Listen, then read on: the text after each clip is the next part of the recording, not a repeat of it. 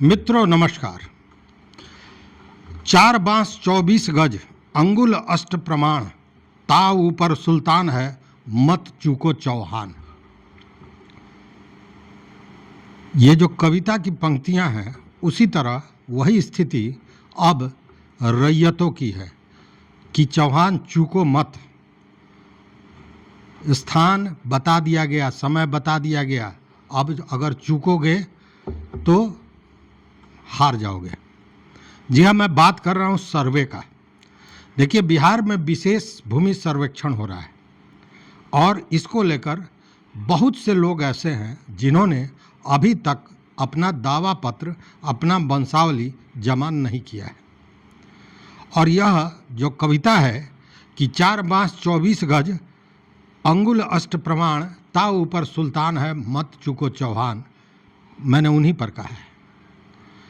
चूँकि लोगों के मन में एक भ्रम था या इस तरह का कयास लोग लगा रहे थे कि सर्वे का काम अब चुनाव के बाद ही होगा, और इसलिए बहुत से लोग ऐसे हैं जिन्होंने अपना दावा पत्र, वंशावली नहीं जमा किया।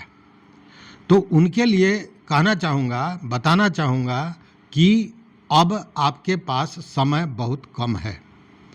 कम इसलिए कि राजस्व एवं भूमि सुधार विभाग के मंत्री संजय सरावगी के साथ ही मुख्यमंत्री नीतीश कुमार ने भी पूरी तरह यह आदेशित कर दिया है कि सर्वे को जल्दी समाप्त किया जाए, मतलब सर्वे का काम तेज़ी से शुरू हो जाए। और इसके लिए एटीएस मशीन मंगाई जा चुकी है। एटीएस मशीन मतलब ज़मीन मापी करने वाली मशीन को मंगाया जा चुका है और यह काम कल से शुरू हो जाएगा। मतलब अभी तक जिन लोगों ने दावा पत्र दिया है, वंशावली दी है, उनके कागज़ों का सत्यापन, उनके कागज़ों की जांच के साथ ही अब यह काम ज़मीन की मापी का शुरू होगा। यह नीतीश कुमार ने बाज़ाब्ता आदेशित किया है विभाग को, और इस पर लगातार संजीदा हैं जो मंत्री हैं, आप जान रहे हैं। इसी के लिए रोज़ नए नियम बनाए जा रहे हैं, रोज़ कुछ न कुछ सुविधाएं दी जा रही हैं ताकि जल्द से जल्द और बेहतर ढंग से, पारदर्शी तरीके से इस सर्वे को पूरा किया जा सके। अब अगर आप अभी तक नहीं किए हैं तो अंतिम समय है, अपना दावा पत्र निश्चित रूप से प्रस्तुत कर दें। अगर आप दावा पत्र नहीं करते हैं तब क्या होगा, ज़रा उस बात पर विचार कर लिया जाए। देखिए, जब आपके पास यह जाएगा मापी करने ज़मीन का जो सर्वे टीम है, और आपका जब दावा पत्र नहीं मिलेगा तो आपको नोटिस किया जाएगा 1 बार, 2 बार और 3 बार। तीसरी बार तक नोटिस के बाद अगर आपने अपना दस्तावेज नहीं दिया, मतलब ज़मीन पर अपने मलकियत का प्रमाण नहीं दिया, उस स्थिति में वह ज़मीन सरकार के नाम पर चली जाएगी। तो चली जाएगी तो क्या सरकार की हो जाएगी? यह बड़ा प्रश्न है। तो उसके लिए फिर उस ज़मीन की मलकियत को वापस लेने के लिए आपको न्यायालय जाना पड़ेगा। और आप जानते हैं कि न्यायालय में सिविल के मामलों की क्या स्थिति होती है। अभी मैं कल एक मित्र से बात कर रहा था तो उन्होंने बताया कि 75 साल के बाद उनका ज़मीनी विवाद का फैसला आया है। तो ऐसी स्थिति में आपकी मलकियत का क्या होगा, ज़रा सोच लीजिए। इसको लेकर आप किसी भी जो विधि के जानकार हैं उनसे बात कर सकते हैं कि जो ये सिविल केस होते हैं उसका कोई टाइम लिमिट नहीं होता है।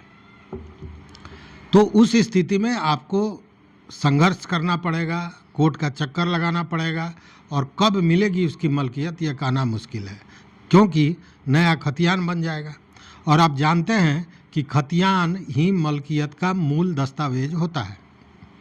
अगर जब सर्वे होगा तो खतियान बदल जाएगा, तो आप पुराने खतियान को लेकर कोर्ट में घूमते रहेंगे। उससे बेहतर है कि आप अपनी चीज़ों को वहाँ जमा कर दें। उसके लिए आपको करना क्या है कि खतियान देना है। अगर गैरमजरूआ मालिक ज़मीन पर आप हैं तो उसके लिए आपको जो ज़मींदार ने रिटर्न दिया था उसकी कॉपी होनी चाहिए, या फिर हुक्मनामा होना चाहिए। दूसरी बात कि अगर कागज़ों में हेरा फेरी है तो परिमार्जन प्लस पर जाकर उसको ठीक करा लें। कहने का मतलब है कि ये मौका अंतिम है और इस मौके का लाभ लेना चाहिए। इसलिए मैं बार बार निवेदन कर रहा हूँ कि जिन लोगों ने अभी तक अपना दावा पत्र नहीं दिया है वो अपना दावा पत्र जरूर दे दें। क्योंकि यह जो भ्रम है या यह जो कयास लगाया जा रहा है कि अभी सर्वे बहुत धीमा है या काम नहीं हो रहा है, ऐसा नहीं है। सर्वे का काम पूरी गति में है, चल रहा है, और अब तो मशीन भी आ गई है और सोमवार से मतलब कल से ही इसकी कार्रवाई भी शुरू होने जा रही है। तो समय का लाभ लें, मौके का लाभ लें, अन्यथा फिर बाद में कोर्ट की दौड़ लगानी पड़ सकती है। तो इस वीडियो में बस इतना ही। देखते रहिए मत अभिमत। मित्रों, चैनल पर नए हो तो सब्सक्राइब कीजिए, लाइक कीजिए, दोस्तों के साथ शेयर कीजिए और अपना विचार जरूर दीजिए। बहुत बहुत धन्यवाद। कोटिशः आभार।